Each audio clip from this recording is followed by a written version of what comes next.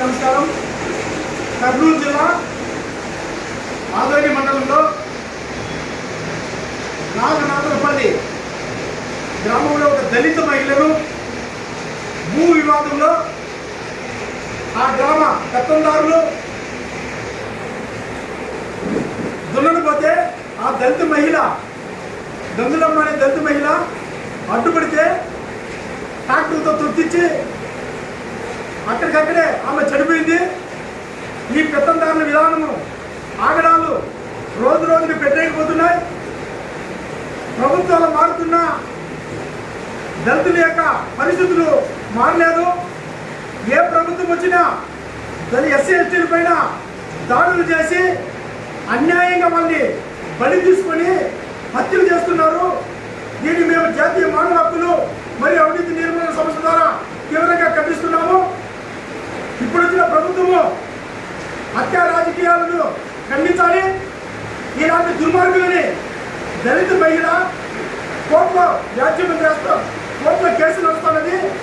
అలాంటి కేసు నడుస్తున్న భూ వివాదంలో వీళ్ళు అన్యాయంగా కోర్టును ధిక్కరించి న్యాయస్థానాలపై నమ్మకం లేకుండా దళితులు చెప్తే ఎవరు మాట్లాడలేరు, వీళ్ళకి అండబలం లేదు, కొనబలం లేదు, రాజకీయ బలం లేదు అనే ఒక దుర్మార్గమైన చర్యలకి పాల్పడుతూ ఈరోజు కర్నూలు జిల్లాలో ఆదోని మండలంలో నాగనాయిలో ఒక దళిత మహిళను ట్రాక్టర్ ఎక్కించి చెప్పడము ఇలాంటి దుర్మార్గుల్ని కఠినంగా శిక్షించాలి. వీళ్ళపై ఎస్సీ అట్రాసిటీ కేసు నమోదు చేసి వెంటనే పలానిలో ఉన్నారని చెప్పేసి పోలీసులు చెప్తున్నారు. పలానిలో కాదు, వీళ్ళు ఎక్కడో ఒక రాజకీయ నాయకులు దరిదాపుల్లో తలరాసుకుంటున్నారు. ఖచ్చితంగా ఈ వ్యవహారంలో పోలీసులు జోక్యం చేసుకుని ఎలాంటి ప్రలోభానికి గురి కాకుండా ఎటువంటి తప్పుదైన ఈ కేసులో కఠినంగా శిక్షించాలి. వాళ్ళు వెంటనే 24 గంటల్లో వాళ్ళని కోర్టు హాజరుపరచాలి. అది మేము జాతీయ మానవ హక్కులు మరియు అవినీతి నిర్మూలన సంస్థ ద్వారా పోలీసులు కూడా ఒక విన్నవించుకుంటున్నాం.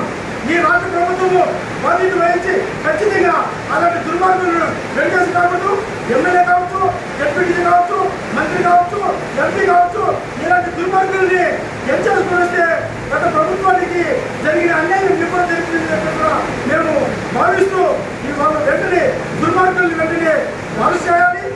వాళ్ళు పోక్సో చట్టం కింద